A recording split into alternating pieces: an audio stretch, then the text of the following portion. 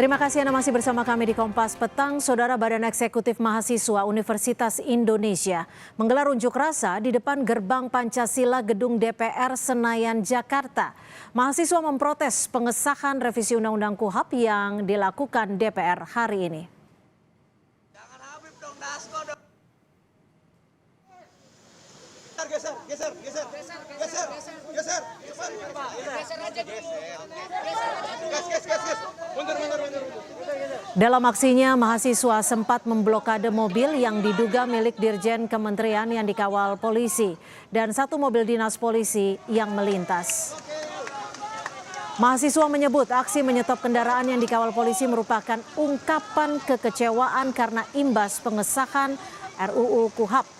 Mahasiswa juga meminta pimpinan DPR RI dapat menemui mereka. Demonstran menilai pengesahan revisi Undang-Undang KUHP cacat prosedur dan berpotensi membuat aparat semakin sewenang-wenang. RKUHP yang cacat secara prosedural, yang cacat juga secara substansial, sama sekali tidak mementingkan yang namanya partisipasi publik, partisipasi rakyat, partisipasi bermakna dari rakyat Indonesia. Bahkan warga sipil sekalian semua ditolak mentah-mentah atas RKUHP yang baru saja disahkan oleh DPR RI. DPR resmi mengesahkan rancangan Kitab Undang-Undang Hukum Acara Pidana KUHP dalam rapat paripurna hari ini.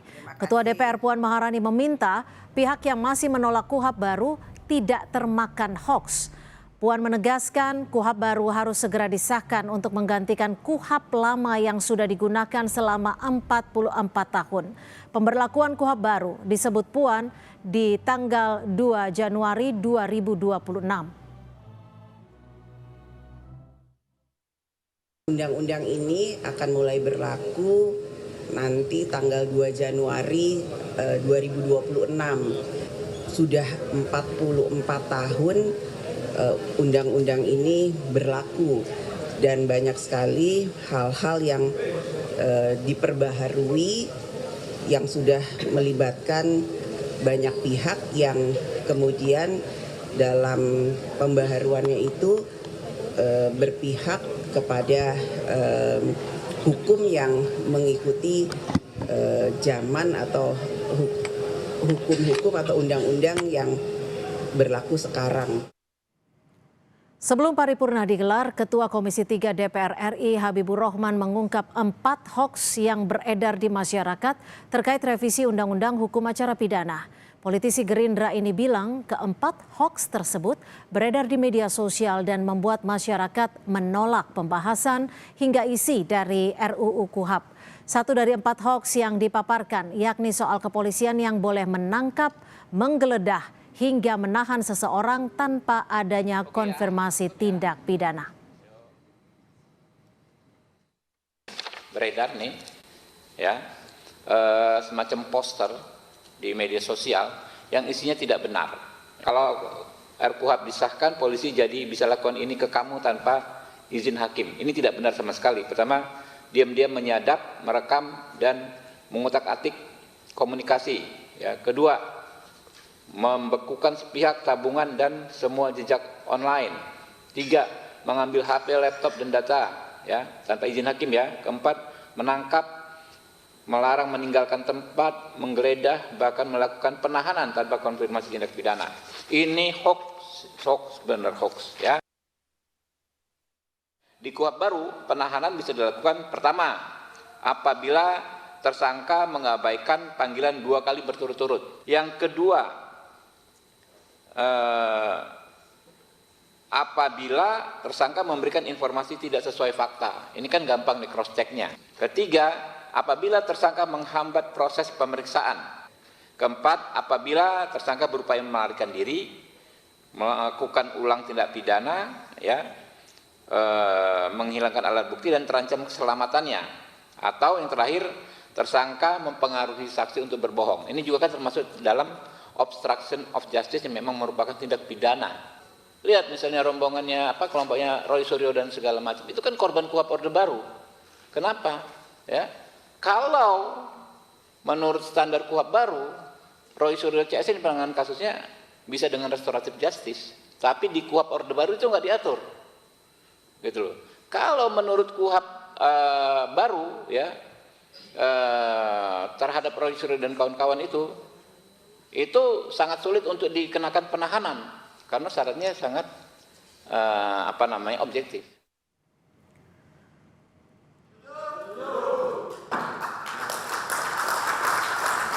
Menanggapi munculnya hoaks seputar RUU KUHP, menurut YLBHI, hal itu disebabkan pembahasan yang tertutup, serta terbatasnya akses publik untuk mengetahui isi pembahasan RUU KUHP, sehingga bila adanya masukan dari publik terkait pasal-pasal yang bermasalah, hal itu tidak bisa disampaikan secara utuh.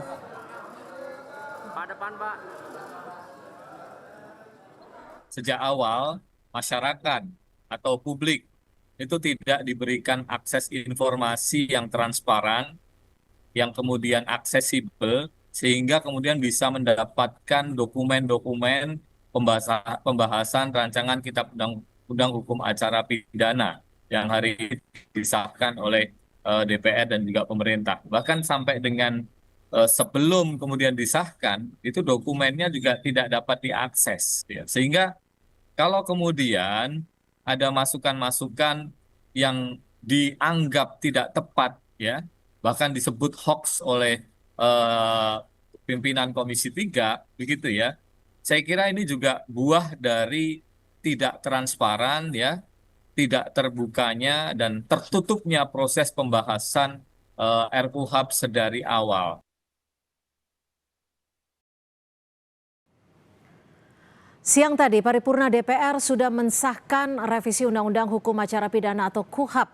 Meski sudah disahkan, Koalisi Masyarakat Sipil untuk Pembaruan KUHP menilai terdapat tumpukan masalah dari aspek proses pembahasan dan substansi yang diputuskan. Kita akan bahas bersama Komisi 3 DPR RI dari fraksi PKS Nasir Jamil dan Ketua PBHI Julius Ibrani. Selamat petang Bang Nasir, Bang Julius, terima kasih sudah berbagi waktu di Kompas Petang. Saya ke Bang Julius langsung nih. Bang Julius, sejak Anda membaca draft terakhir dan saat ini sudah disahkan, bagaimana Anda mengomentarinya dan apa saja yang Anda nilai sebagai pasal-pasal yang masih dinilai kontroversial?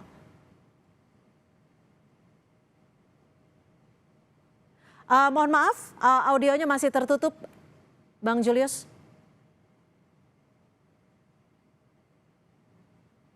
Oke, Cynthia, tentu kami apresiasi dulu perkembangan dari KUHP tahun 81 mengenai hak advokat, perlindungan advokat, kemudian hak pendampingan bantuan hukum, dan segala macamnya. Tapi secara fundamental kami melihat masih ada konsep yang perlu diperbaiki. Misalnya apa? Jadi dalam tahapan penyelidikan, ketika penyelidik diberi kewenangan untuk upaya paksa seperti penangkapan, penahanan, dan yang lain, padahal penyelidikan ini masih mencari tahu apakah sebuah peristiwa ini peristiwa pidana atau bukan, baru kemudian dinaikkan tahap penyidikan kalau dia tindak pidana. Nah, ini bisa membuka ruang banyak celah. Itu yang dimaksud teman-teman. Tadi kita nggak tahu peristiwanya apa, kita nggak tahu tuduhan kejahatannya apa, kemudian kita bisa ditangkap, bisa digeledah, disita karena tahapannya penyelidikan. Nah, ini konsep dasar gitu. Apabila tahapannya penyidik, maka kewenangan itu tidak boleh diberikan kepada penyelidikan, gitu. Kewenangannya tetap ada di penyidik dengan bantuan penyelidik, itu masih logis, itu masih masuk akal. Yang pertama. Yang kedua, kami melihat juga ada beberapa pasal yang menurut kami ini pasal-pasal selundupan. Misalnya tadi kami cek ini yang paling fatal ya. Di antara konsep criminal justice system di seluruh dunia, tidak ada satupun aparat penegak hukum yang memiliki impunitas, kekebalan. Polisi tidak kebal, jaksa tidak kebal, tetapi kemudian kami mendapatkan pasal baru di sini yang diselundupkan, misalnya pasal 101 dengan pasal 98, bahwa kalau mau nangkep hakim, kalau mau nahan hakim itu harus izin Ketua Mahkamah Agung. Ini nggak pernah dibahas. Ini nggak ada juga di dalam RUU kemarin. Tiba-tiba hari ini dia muncul. Nah, hal-hal yang seperti ini menurut kami itu kemudian mencederai, Bang Nasir, mencederai partisipasi yang kemarin kita sudah bolak-balik. Saya memberikan pandangan di RDPU dengan Komisi 3 dan kemudian ada beberapa yang dihapus. Misalnya tidak ada lagi istilah penyidik utama, ya penyidik adalah penyidik Polri, PPNS Oke. dan segala macam. Lalu mendorong koordinasi berdasarkan Makeh Jakpol 2010 ketika itu dengan Kementerian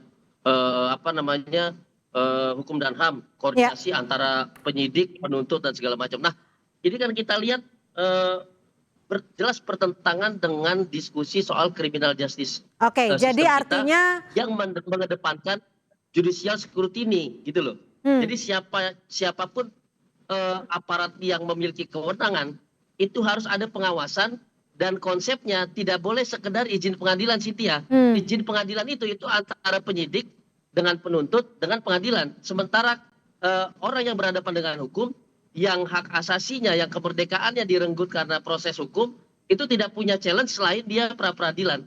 Oke. Jadi kan akhirnya baik, kami artinya sudah dapat menyimpulkan dari teman-teman PBHI juga masih merasa ada pasal-pasal yang dinilai tidak tepat, apalagi ada pasal-pasal yang dinilai sebelumnya tidak ada di draft, yakni pasal 101 dan juga pasal 98 dianggap sebagai pasal selundupan. Bagaimana Bang Nasir menjawabnya?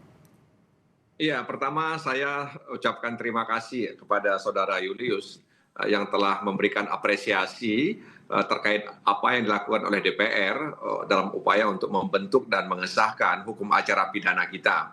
Dan tadi pagi sudah disahkan dalam sidang paripurna DPR RI. Dan sebenarnya soal partisipasi, soal ketertutupan atau transparansi itu sebetulnya tidak seperti itu ya. Sejak awal kita membuka ruang kepada masyarakat, bahkan dalam kunjungan-kunjungan ke provinsi-provinsi selalu melibatkan perguruan tinggi ya di dalamnya, meminta masukan ya. Kalau misalnya ke daerah-daerah selalu ada akademisi dari perguruan tinggi yang ada di provinsi itu untuk kami minta pendapatnya terkait dengan perubahan hukum acara pidana tersebut. Begitu juga dalam rapat-rapat panja yang ada di DPR selalu terbuka ya, selalu terbuka, tidak pernah tertutup, diliput oleh media, bahkan juga ada orang di balkon yang menyaksikan pembahasan di panja tersebut. Jadi soal transparansi ya, soal ketertutupan, saya pikir itu tidak benar adanya. Bahkan kami juga mendapatkan dukungan ya dari kumpulan-kumpulan advokat ya, akademisi agar segera mengesahkan hukum acara pidana ini yang sudah sangat lama ditunggu. Selama ini kita merujuk kepada tahun 1981, maksud saya sudah lebih kurang 44 tahun.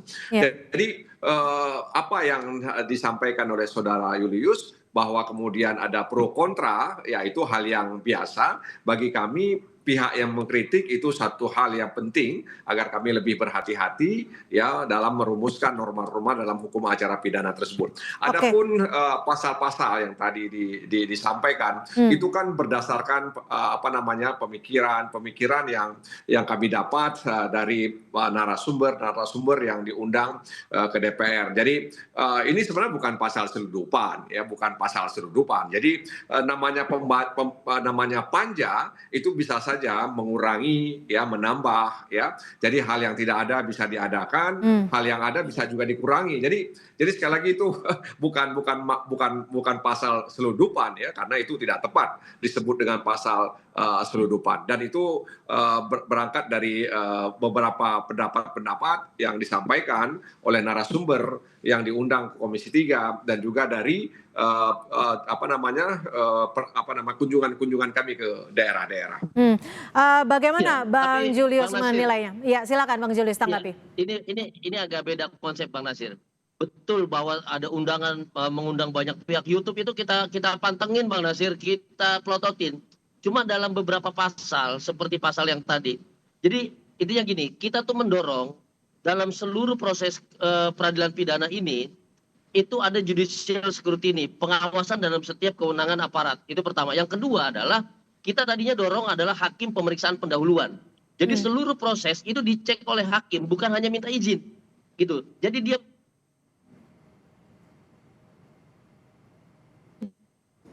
Ya, tampaknya kami mengalami gangguan audio terhadap pembahasan ini kami nggak melihat.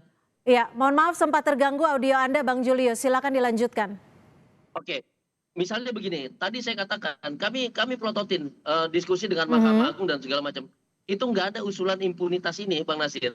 Gitu. Tiba-tiba pasal ini muncul dan disinilah kami berasumsi, wah loh kok jangan-jangan ada pasal yang lain yang tidak dibahas, kemudian dia muncul dan isinya bertentangan sekali dengan negara hukum, bertentangan sekali dengan asas kepastian hukum, dan nggak boleh ada satu orang pun yang kebal hukum di Indonesia ini. Nah ini yang membuat kami bertanya, kenapa ada perubahan ini tetapi secara gradual yang biasanya Bang Habib juga telepon, bro ini ada perkembangan ini, gimana menurut lu, bro ini ada perkembangan ini gimana? Nah kami tidak mendapatkan perubahan-perubahan yang hari ini diketok itu dalam setiap update atau progres pembahasan. Nah, jadi artinya sampai saat ini Anda baru mengetahui bahwa ada 2 pasal yang berbeda ya, yang tidak ada di draft ya. Betul. Dan Anda khawatirkan masih ada pasal-pasal lain, seperti itu? Betul sekali. Oke, Bang Nasir, selain 2 pasal itu ada tidak pasal-pasal lain yang sebelumnya tidak ada di draft?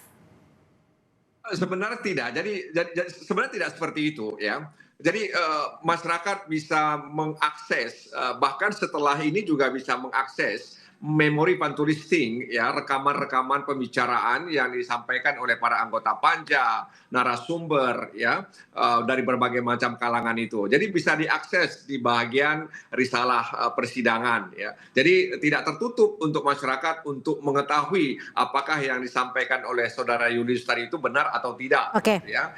Ya, jadi itu. Jadi pada prinsipnya soal hakim pemeriksaan pendahuluan, memang itu kita bicarakan, masing-masing fraksi membicarakan soal itu. Tapi kan ada apa namanya, ada keputusan, ya, keputusan politik hukum terkait dengan hakim pemeriksa pendahuluan tersebut. Pada prinsipnya memang kita berusaha untuk memberikan perlindungan atas harkat dan martabat manusia, baik itu sebagai tersangka maupun terdakwa dalam hukum acara pidana kita, sehingga kemudian ada semacam perlindungan dari awal sampai akhir kepada mereka yang disangka dan didakwa oleh negara melalui aparat penegak hukum tersebut. Oke, Bang Julius, yang menjadi catatan dalam revisi dan juga sudah disahkannya KUHP ini adalah soal penyadapan, pembekuan tabungan ataupun rekening digital. Ada juga soal menyita gawai dan juga polisi dapat menangkap, menggeledah, menahan. Bagaimana PBHI melihat ini? Apa sebenarnya yang bahasa awamnya untuk masyarakat, mungkin apa sebenarnya yang bisa dirasakan langsung oleh masyarakat ketika KUHP ini sudah disahkan?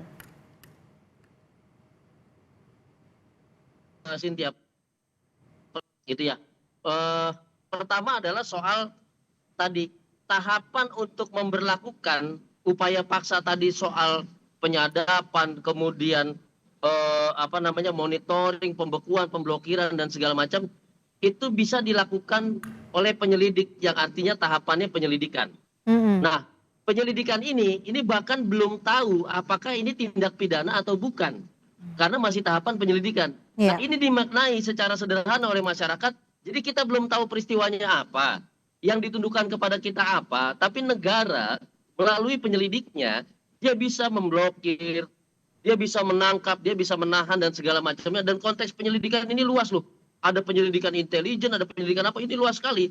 Nah, ini berpotensi bahaya bagi masyarakat apabila tidak diperdetil dan apabila tetap pada tahapan penyelidikan. Kalau tahapan penyidikan itu pun masih ada catatan. Misalnya begini, tahap penyidikan berarti sudah tahu ini peristiwa pidana, mencari siapa tersangkanya, pelakunya siapa, alat bukti permulaan yang cukup sudah ada di situ. Sprindik sudah bisa diterbitkan di situ.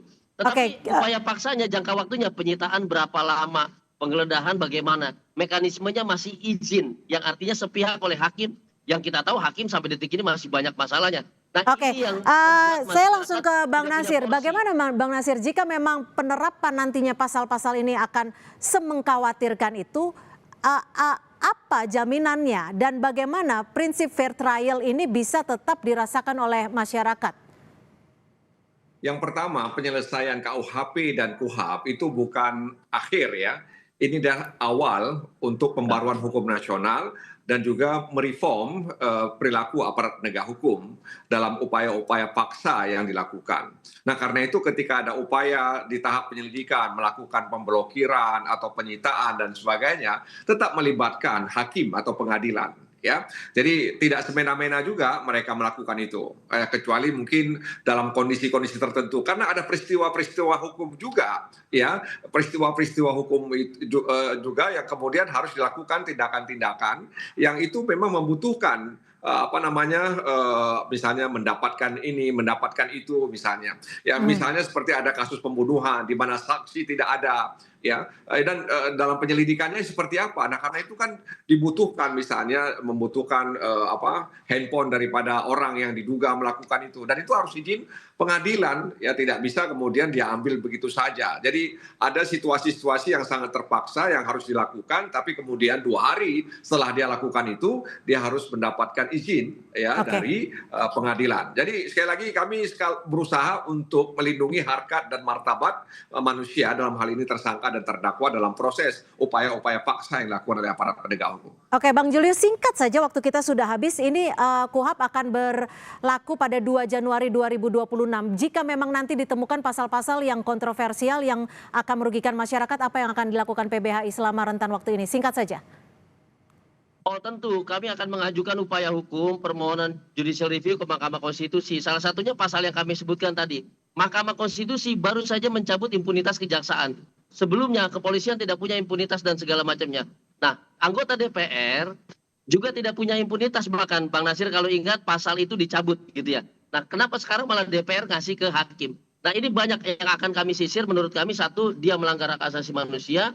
Yang kedua, dia memberikan power yang berlebih kepada institusi negara, baik kepolisian, kejaksaan ataupun hakim, itu akan kami ajukan ke MK. Tapi tentu tadi kalau ada pasal-pasal yang tidak dibahas dan kemudian diselundupkan, maka kami masih bisa memperkarakan persoalan keterbukaan proses. Begitu. Baik, terima kasih Bang Julius Ibrani dan juga Bang Nasir Jamil sudah berbagi perspektif di Kompas Petang. Selamat sore.